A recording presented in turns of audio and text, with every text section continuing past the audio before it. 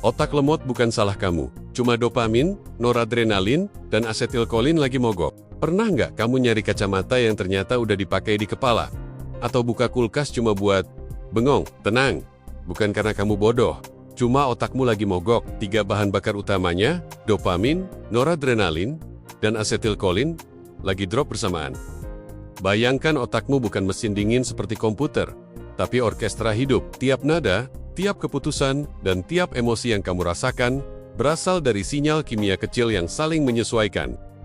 Dopamin ngatur motivasi, noradrenalin ngatur fokus dan kewaspadaan, sementara asetilkolin ngatur ingatan dan atensi. Kalau mereka selaras, otakmu jadi simfoni sempurna, berpikir cepat, fokus tajam, dan mood seimbang.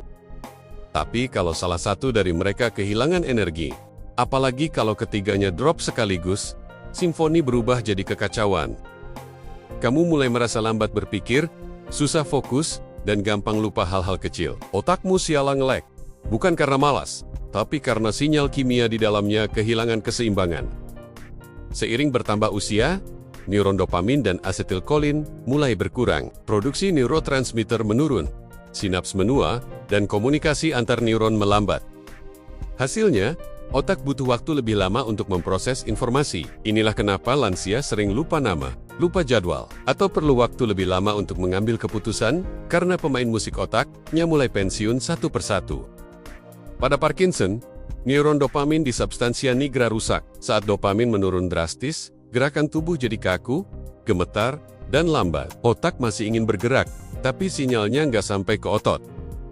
Pada Alzheimer, sel kolinergik yang memproduksi asetilkolin mati perlahan, ingatan jadi kabur, orientasi waktu hilang, dan orang bisa lupa siapa dirinya. Kedua penyakit ini ibarat maling yang mencuri sumber energi utama otak. Beberapa obat yang kita anggap biasa, seperti obat alergi, inkontinensia, atau antidepresan, mengandung antikolinergik yang menekan kerja asetilkolin. Konsumsi jangka panjangnya bisa bikin otak seperti berkabut, ingatan menurun, konsentrasi pecah, dan langkah terasa lambat. Efeknya halus, tapi nyata, terutama pada orang tua. Stres bikin sistem dopamin di otak depan kelelahan. Saat stres berlangsung lama, reseptor dopamin D1 dan D2 di prefrontal cortex menurun aktivitasnya.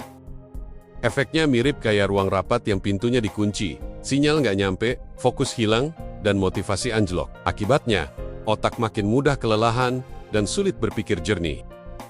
Kadang kamu merasa kehilangan semangat, susah konsentrasi, dan sulit bergerak maju. Tapi bukan karena kamu gagal, cuma karena otakmu sedang lelah.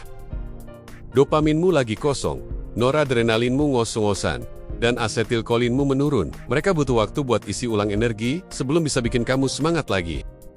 Keseimbangan itu penting. Kalau satu terlalu tinggi dan lainnya rendah, otakmu jadi nggak sinkron. Terlalu banyak dopamin bikin impulsif, sementara kekurangan noradrenalin bikin kamu nggak fokus. Tanpa asetilkolin yang cukup, semua ide cepat hilang, tanpa sempat tersimpan di memori. Kelebihan dopamin bikin euforia, semangat berlebihan, bahkan insomnia. Tapi saat dopamin turun, semua terasa hampa. Begitu juga noradrenalin. Kalau tinggi bikin waspada, tapi kalau rendah bikin fokus hilang dan kepala terasa berat. Otakmu seperti kehilangan warna. Noradrenalin adalah penjaga kewaspadaan. Kalau kadarnya pas, kamu bisa fokus, jernih berpikir, dan cepat tanggap. Tapi kalau berlebihan, kamu jadi panik dan gugup. Kalau terlalu rendah, kamu malah ngantuk dan hilang arah. Otakmu butuh dosis tengah untuk tetap stabil. Setiap kali kamu belajar hal baru, asetilkolinlah yang mencatat dan menyimpannya dalam rak ingatan. Kamu mulai lupa naruh barang, salah panggil nama, atau lupa hal yang baru terjadi. Itulah tanda asetilkolinmu menurun, dan sistem memori otakmu sedang melambat.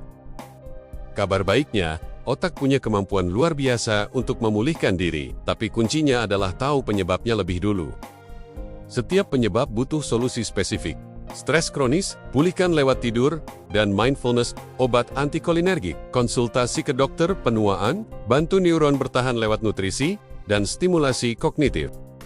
Dalam dunia medis, defisit dopamin dan noradrenalin bisa dibantu dengan stimulan seperti metilfenidat atau non-stimulan seperti atomoxetin.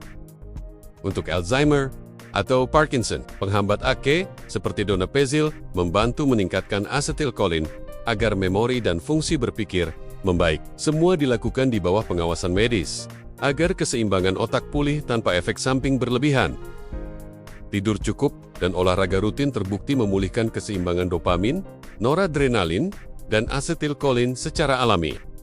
Makanan seperti telur, kedelai, ikan, dan kacang membantu suplai kolin dan tirosin, bahan baku neurotransmitter. Ditambah manajemen stres, otakmu bisa riset tanpa obat. Inilah momen ketika semuanya kembali seimbang. Otakmu selaras, pikirannya jernih, hatimu tenang. Keseimbangan 3 kimia kecil ini bisa mengubah segalanya.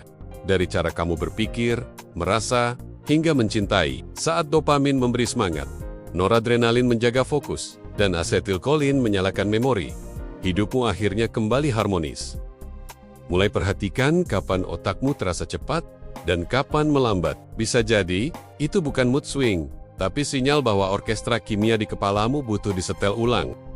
Kalau kamu suka video ini, bantu share biar makin banyak orang sadar. Otak lemot bukan tanda malas, tapi tanda kimia otak kita lagi minta istirahat.